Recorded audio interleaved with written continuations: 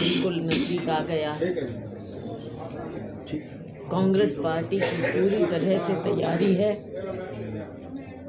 ज़मीन पर हमारा कार्यकर्ता पूर्ण रूप से उत्साहित है, मेहनत कर रहा है। आपने देखा होगा गुप्ता जी,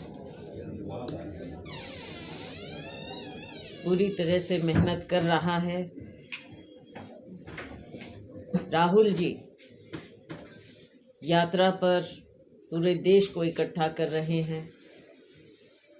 हमारे कार्यकर्ता में नई जान आई है और देशवासियों को लग रहा है कि हमारी आवाज़ उठाने वाला विकल्प राहुल जी के रूप में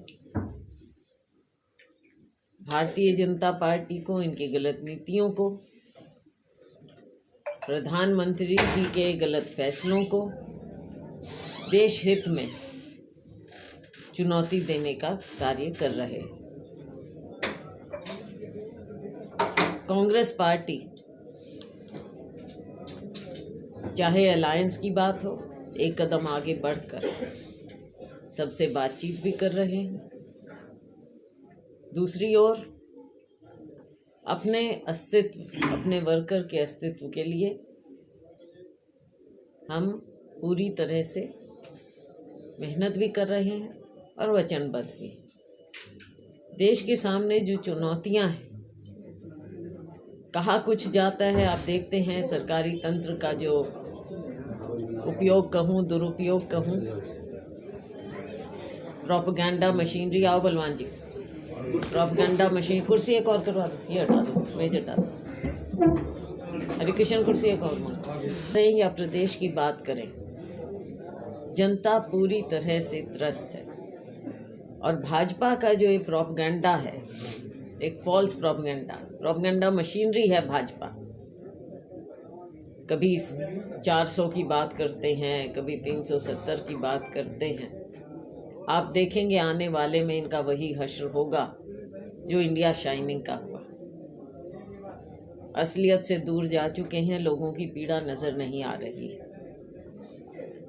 चाहे किसान है, मजदूर है, आप देखते हैं कि देश में, अपने ही देश में, राज्यों के बीच में ऐसी दीवारें खड़ी की गई हैं तो जो शायद ऐसे बर्लिन वॉल भी ना हुई हो अपने समय। अपने ही देश में अपने लोगों के साथ ऐसा बर्ताव, और वो भी क्यों पैदा हुआ? क्योंकि आपने वादा खिलाफी की किसान के साथ। एमएसपी की जो भी गारंटी आपकी दी, आपकी सभी गारंटियों के तरह से गलत साबित हुई, बेबुनियाद साबित हुई। और आज किसान को अपनी बात रखने का अधिकार भी आप नहीं दे रहे, वो भी अधिकार आप उनसे छीन रहे। इस तरह की किलाबंदी अपने देश में दुनिया क्या देखेगी? हमारा गरीब आदमी महंगाई की मार से दबे जा रहा है, मजदूरी मिल नहीं रही। हमारा युवा देश भर में जहां आप देखो, मीडिया के माध्यम से, सोशल मीडिया के माध्यम से हम देखते हैं कि सबसे बड़ी त्रासदी अगर हमारे युवा वर्ग के साथ हुई है तो वो बेरोजगारी की। चाहे अपने राज्य की बात करें, चाहे देश भर की बात करें, बेरोजगार युवा आज दिशाहीन होता चला जा रहा है। हम अपने राज्य में देखते हैं, पड़ोस में तो था ही, लेकिन अपने राज्य में हम देखें तो युवा पलायन करने के प्रयास में, माता पिता अपनी ज़मीनें बेचकर गिरवी रख के पैसा इकट्ठा करते हैं, लीगल इलीगल ढंग से बच्चों को बाहर भेजने की कोशिश में रहते हैं। और खुद सरकार, खुद सरकार ये दिखा रही है कि यहाँ रोजगार के साधन नहीं है, ना सरकार में, ना है हमारे युवाओं को विदेशों में भेजने के लिए। इजराइल जैसी जगहों में अभी आपने पढ़ा कि वहाँ पर हमारे देश के लोग जो गए हुए थे काम करने, कल बमबारी में, मिसाइल अटैक में हमारा एक देश का व्यक्ति हताहत हुआ, 2-3 को चोट लगी है। विदेशों में भी अपनी जान जोखिम में डालकर ऐसी जगहों पर जा रहे हैं, केवल और केवल नौकरी की तलाश में, कामकाज की तलाश में। आप विदेशों में भेज सकते हैं, मेक इन इंडिया सब कुछ है, लेकिन मेक इन इंडिया में रोज़गार मेक इन इंडिया नहीं। रोज़गार को छोड़कर आप बताइए, अगर इतना कुछ मेक इन इंडिया होता तो हमारे युवाओं को रोज़गार के साधन यहीं पर उपलब्ध होते।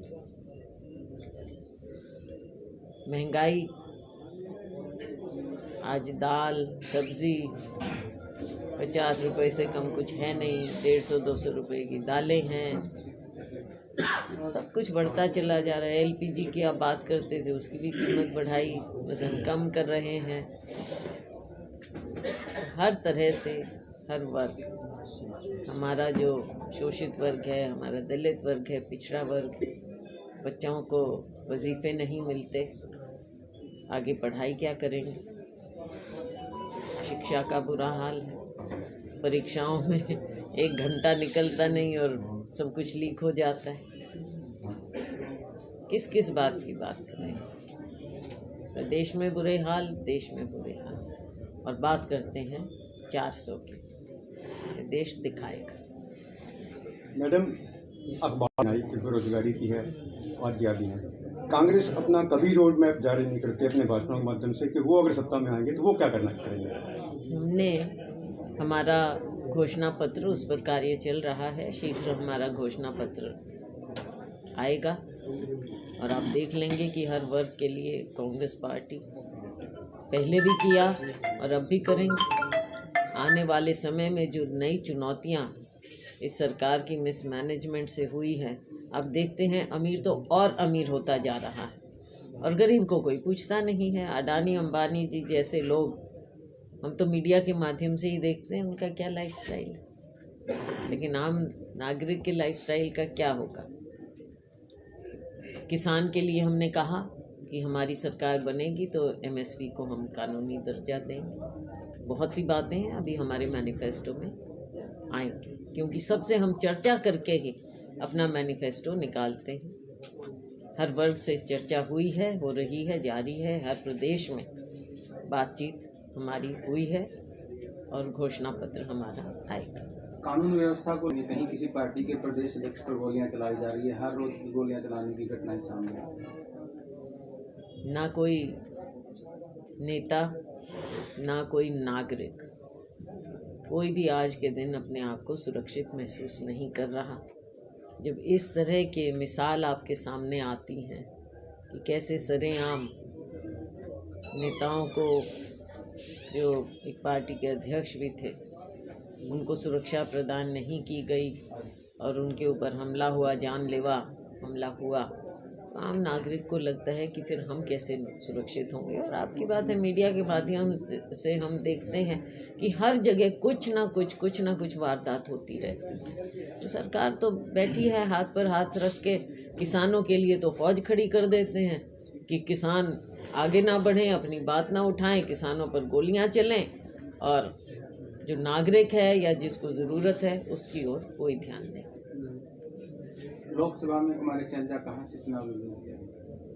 पार्टी फैसला करेगी, उसमें तो हम क्या फैसला करेंगे, पार्टी फैसला करेगी। और जैसा मैंने आप लोगों के सामने ही सबसे पहले कहा था कि मेरी इच्छा इस बार, क्योंकि थोड़े दिन बाद विधानसभा का चुनाव भी आ जाता है, अपने जल्दी 4 महीने बाद आ जाता है, मेरी इच्छा है इस बार विधानसभा चुनाव में आगे पार्टी का जो फैसला है हाईकमांड। अपनी विधानसभा के तो कब से बोल रही हूँ, आपने सुना ही नहीं कभी। मैं तो महीनों से बोल रही हूँ।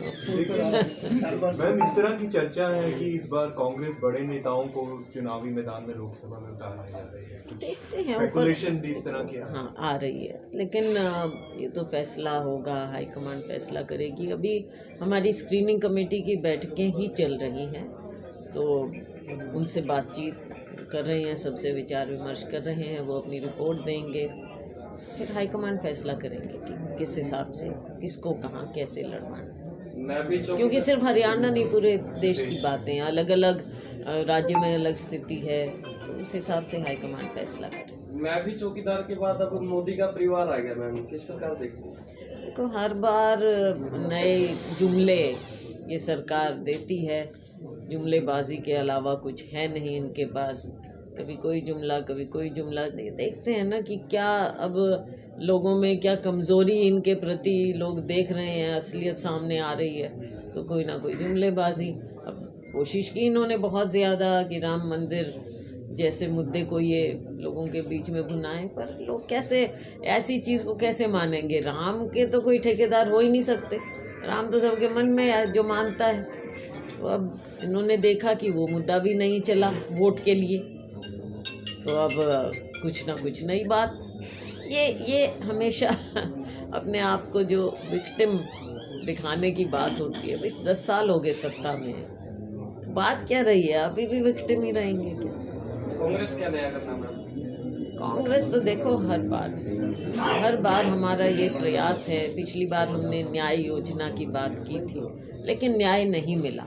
अब राहुल जी न्याय यात्रा कर रहे हैं। हमारा प्रयास यही है कि देश आगे बढ़ता है, देश के विकास में हर एक नागरिक का हिस्सा होना चाहिए, हर नागरिक को न्याय मिलना चाहिए, ना कि सिर्फ बड़े कुछ घरानों को, अडानी अंबानी जी जैसे। हम दो नाम का मतलब ये नहीं है केवल 2 व्यक्ति।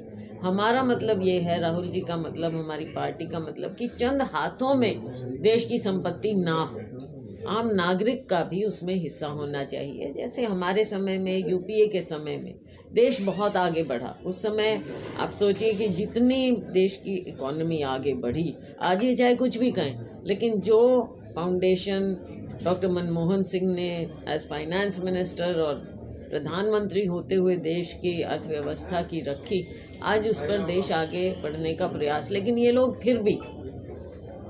फिर भी इन्होंने जो दिशा बदली है कि देश आगे बढ़े, लेकिन उसकी संपत्ति कहाँ जाए। हमारे समय में था कि हर गांव में, हर जगह, हर शहर में हमने पैसा भेजा था। हर नागरिक को लगा था कि विकास हो रहा है और उसको भी कुछ मिल रहा है। लेकिन आज मुझे बताइए, किस नागरिक को इसमें हिस्सेदारी नज़र आ रही है? किसी नागरिक को हिस्सेदारी नहीं। शहरों में हमने काम किया हमारे समय में, मैं तो खुद कह रही, आप लोगों ने देखा, आप में से कितने साथी थे, हिसार को कितना पैसा आया था केंद्र सरकार से, हमारे मंत्रालयों से, मैंने खुद आकर यहाँ पर दिया। तो इसमें मैं की बात नहीं है। मतलब ये है कि यूपीए की सरकार में नीचे तक पैसे का बंटवारा हुआ, लेकिन आज के दिन ऐसा नहीं है। भेदभाव भी है गैर भाजपा सरकारों के साथ, राज्य सरकारों के साथ, और जो हिस्सा आम नागरिक को जाना चाहिए वो मिल नहीं रहा। महंगाई सबकी कमर तोड़ रही है। तो देश विकसित कैसे होगा? आंकड़ों में हो सकता है, लेकिन लोगों की जेबों में नहीं हो सकता। मोदी जी कांग्रेस से जवाब मांगते थे कि क्या वजह है कि मेरे देश का रुपया पतला होता जा रहा है। कांग्रेस भी अब जवाब मांगेगी मोदी जी से? हम तो जवाब मांग ही रहे हैं। राहुल जी ने, खड़गे जी ने बार बार ये जवाब मांगा है। आप पहले तो आप ये बताइए, गारंटी कहाँ गई? जो काला धन, जो आप बहुत बड़ा फिगर देते थे लाखों करोड़ों का, कि वो फिगर कहाँ गया? क्या उतना पैसा था? क्या है? क्या वापस लाए? क्या लोगों की जेब में आपने दिया वो काला धन? बताइए तो सही। और उल्टा आपने नोटबंदी कर दी, तो पतले से पतला प्लास्टिक का बिल्कुल ही नोट ऐसा रह गया। फिर खुद आपने 2000 का नोट आपने जारी किया और खुद अब उसको ख़त्म कर रहे हैं। 1000 का नोट तो आपके गले उतर नहीं रहा था, 2000 का जारी कर दिया, अब उसको आप ख़त्म कर रहे हैं। आपको यही नहीं पता कि देश की अर्थव्यवस्था कैसे चलानी है? आप ये तो बताइए। कभी कुछ हमने तो कहा ये तो यू टर्न सरकार है, पहले कुछ करती है फिर कुछ करती है। पूरे देश में मोदी की गारंटी के नाम से नारे गूंज रहे हैं और किसान हैं जो एमएसपी की गारंटी मांगने के लिए सड़कों में। यही हमने कहा कि जो किसान को कहा, इन्होंने वायदा किया, गारंटी दी कि आपकी आमदनी 2022 तक दुगनी कर देंगे। क्या हुई है दुगनी? आप लोग तो सब मीडिया रिपोर्टर्स हैं, आप पूछ लीजिए एक किसान को, यहाँ पे हमारे भी कई किसान, हम सारे पूछ लो किसकी आमदनी दुगनी हुई। खाद की आपने ज़रूर कीमतें दुगनी कर दी, बढ़ा दी, लेकिन ये गारंटियाँ जो हैं ये केवल स्लोगनबाजी है, जुमलेबाजी है।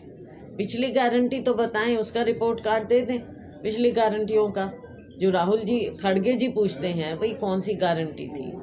जो महंगाई आपने कम करने की बात की, 2 करोड़ रोज़गार हर साल देने की बात की, आपने काला धन लाने की बात की, आपने 15 लाख लोगों की जेब में डालने की, कि वो गारंटियाँ गई कहाँ? कहाँ है वो गारंटियाँ? बताएं। आजकल एक स्लोगन और भी चल रहा है मैम, बोला जी कि करो चाहे कुछ भी आएगा मोदी, उसको किस प्रकार देखते हो? प्रोपगेंडा है केवल। आपने पिछली बार देखा 75 पार का नारा था, कहाँ पर आकर अटके। तो ये केवल उस तरह की बातें हैं, असलियत सामने आ जाएंगी। कुछ राजनीतिक विश्लेषक मानते हैं कि मोदी जी एक जुमला फेंकते हैं तो कांग्रेस उसमें फंस जाती है, उसी पर चर्चा होती रहती है। जैसे पिछली बार मैं चौकीदार, इस बार मैं परिवार, और उसी पर चर्चा होती रहती है। मेन मुद्दों की तरफ से ध्यान भटकाने की कोशिश आपसे करता है। मैं माफ़ी मांगते हुए कहूँगी कि मैं चौकीदार की बात नहीं थी, बात तो ये थी कि चौकीदार क्या है। हाँ, उसके जवाब में वो कह रहे थे, तो अब भी वही बात है, वो कांग्रेस को रिस्पॉन्ड करते हैं।